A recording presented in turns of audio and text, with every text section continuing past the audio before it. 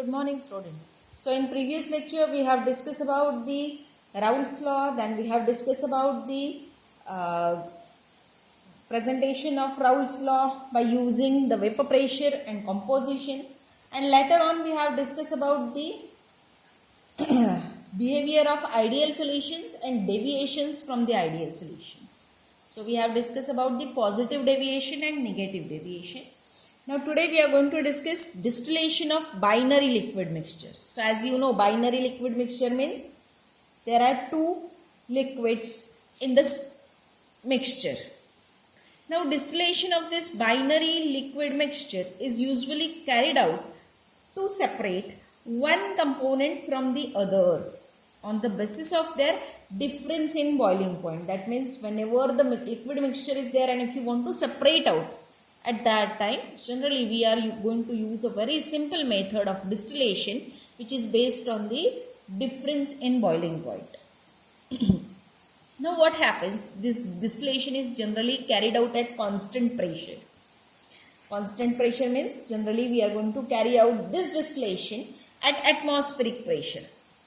So the boiling point of liquid mixture is a temperature at which total vapor pressure becomes equal to the external pressure. External pressure means the pressure or atmospheric pressure at which we are going to carry out this distillation process.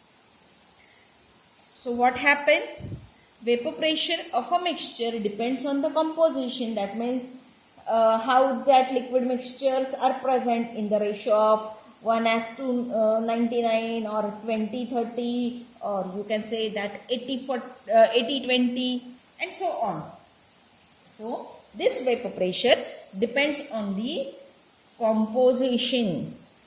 The boiling point of the mixture also depends, therefore the boiling point of the mixture will also depends on the composition, and variation of boiling point with composition depends upon the type of liquid mixture. So very first we are going to discuss the different types of liquid mixture. Very first we'll discuss about the type 1 liquid mixture. So if liquid mixture form is ideal or very close to ideal nature, then variation in boiling point is regular with the composition. That means the boiling point of all possible mixture are intermediate between the boiling point of pure component. That means suppose your pure component boiling point is 100 and 150. Then liquid mixture boiling point will lie in between that 100 and 150. So for this, the very best example we can give as the mixture of methanol plus ethanol. This includes in type 1 liquid mixture. Next is type 2 liquid mixture. Now type 2 liquid mixture means if liquid mixture shows positive deviation from the Raoult's law.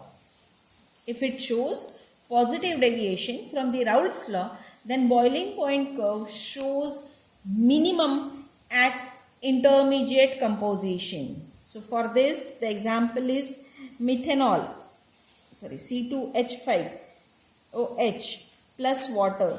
This is the very best example for the type 2 liquid mixture. That is, in this what will happen? The boiling point of a liquid mixture will lie in between the boiling point of pure component. Here what will happen? If it shows positive deviation, then boiling point of a liquid mixture at intermediate position shows minimum, while type 3. In type 3 what will happen? Type 3 liquid mixture means which shows negative deviation from the Raoult's law. Then it is included in type 3. So in type 3 what will happen? Opposite to type 2. That is, the variation in boiling point curve shows the maximum at intermediate composition. The very best example for this is HCl plus H2O. So these are the examples for type 1, type 2 and type 3 liquid mixtures.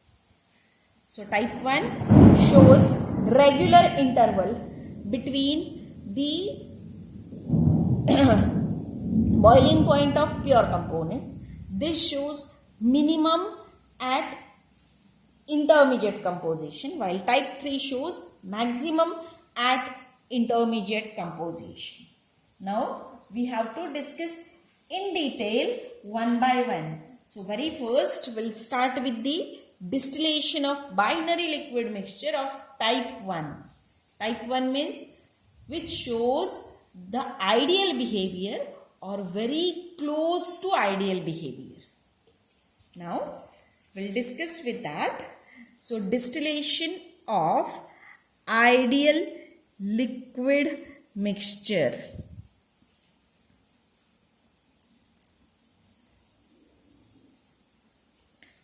Now in ideal solution, vapor pressure and hence boiling point varies regularly with composition.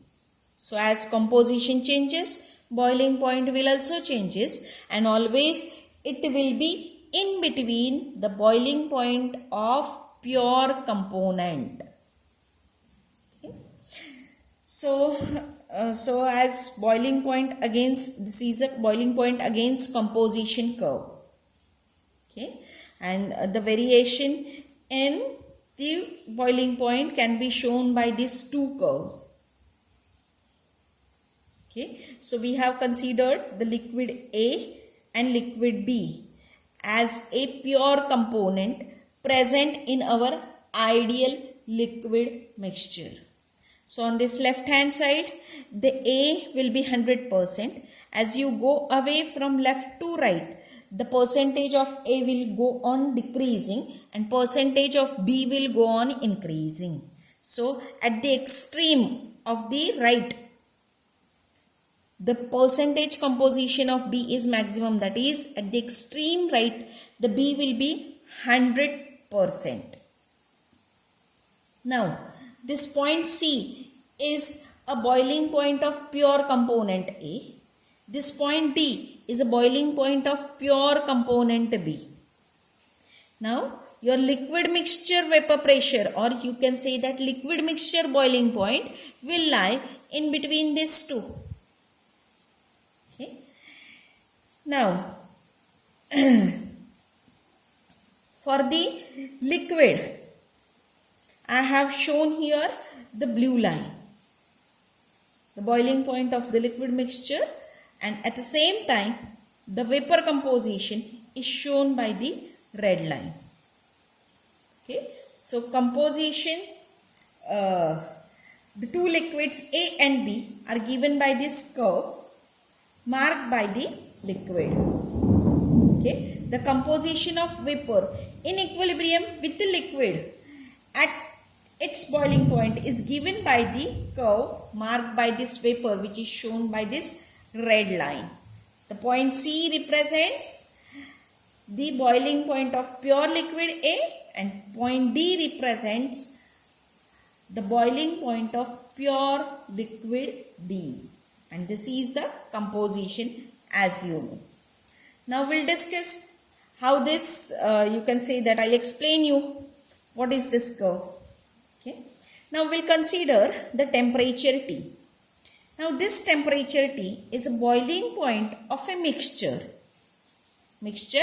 A and B at composition X. So this is shown by, this is a boiling point of a mixture at composition X. The composition of vapor in equilibrium with this X composition liquid is shown as X1.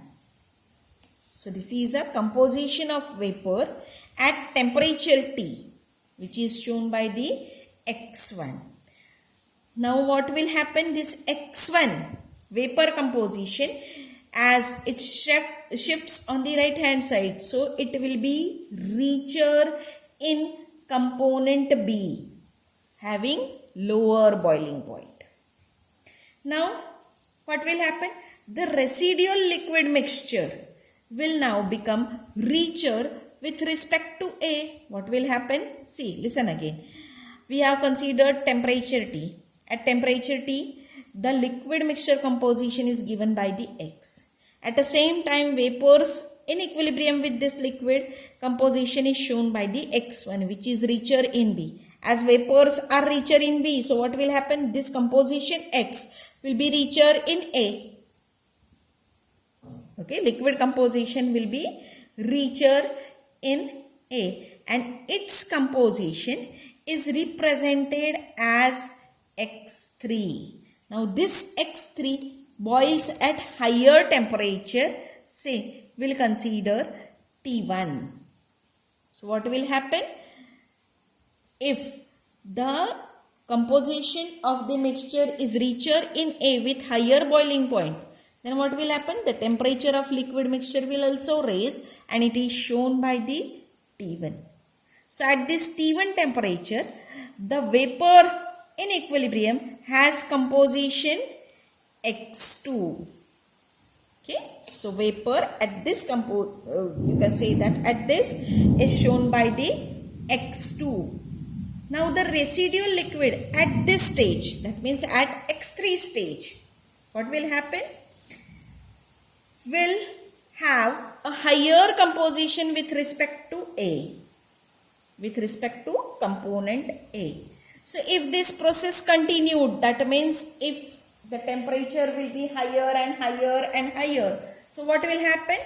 The residual liquid will gradually become pure component A with boiling point C. So at boiling point here, that means at boiling point or at C temperature, your residual liquid will be of pure component A. At the same time, opposite situation is there. That means if the vapors with solution composition X, vapors with solution composition X and boiling point T are cooled to obtain the liquid, this composition will be X1.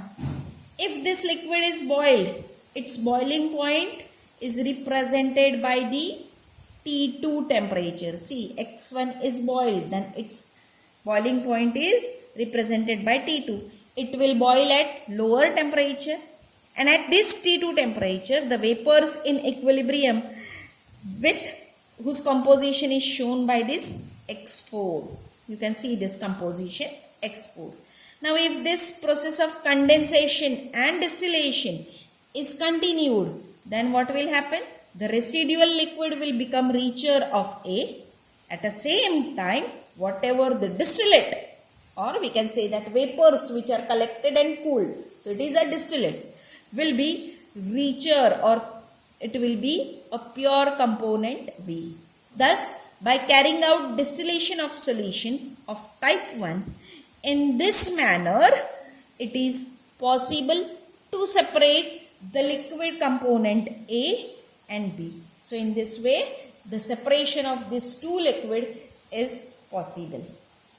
So this is all about how the distillation of ideal liquid mixture is carried out and how they get separated. So I think you got this. Just I will take a quick review because it's little bit difficult to understand.